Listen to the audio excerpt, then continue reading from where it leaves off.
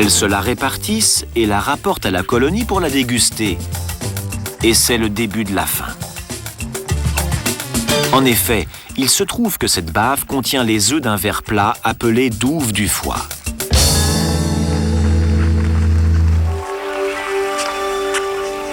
Quand une fourmi mange la bave, le ver s'installe dans son cerveau et en prend le contrôle.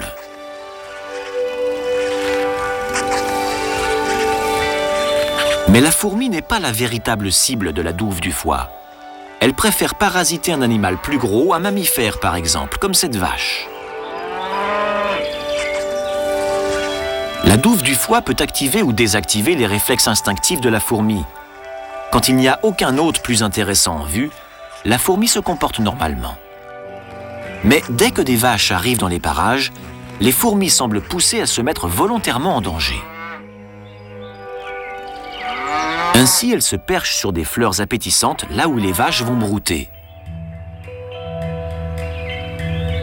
Les vaches ingèrent donc les plantes, mais aussi les fourmis, et donc les larves des douves du foie. Une fois à l'intérieur de la vache, les larves passent de l'estomac au foie, où elles se développent et à l'âge adulte se repaissent des tissus hépatiques.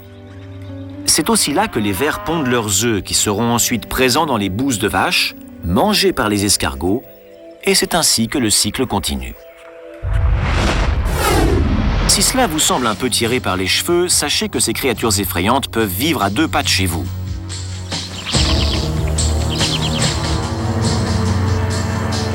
Le corps de cet escargot de Bernstein a été envahi par des trématodes, des vers parasites qui l'ont changé en véritables zombies clignotants.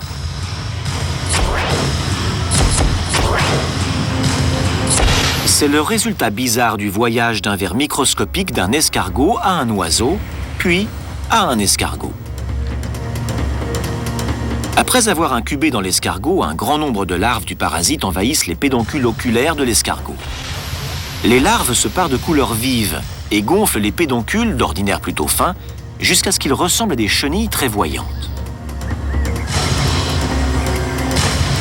Les oiseaux, comme ce gobe-mouche noir, ne peuvent résister à la tentation. Ils dévorent l'escargot et ingèrent les parasites par la même occasion.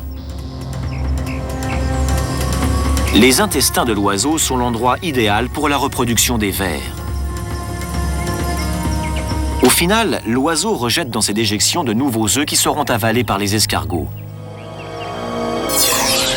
Et ainsi continue le cercle vicieux des zombies. Mais les vers ne se contentent pas de parasiter le corps de l'escargot. Ils semblent aussi envahir son cerveau. Dès le lever du soleil, cette victime infectée rampe à découvert, là où les oiseaux peuvent la repérer, alors qu'aucun escargot sain d'esprit ne ferait une chose pareille. Mais la fin de l'histoire est surprenante. Les escargots parasités qui ne se font pas manger par les oiseaux ont de bonnes chances de vivre plus longtemps que ceux en bonne santé. La suite au prochain numéro.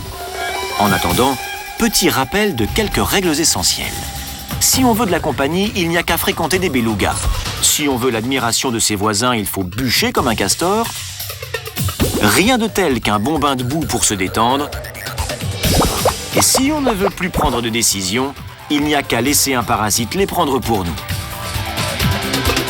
Ne manquez pas le prochain épisode de Libre et Sauvage, le rendez-vous des amoureux du monde animal.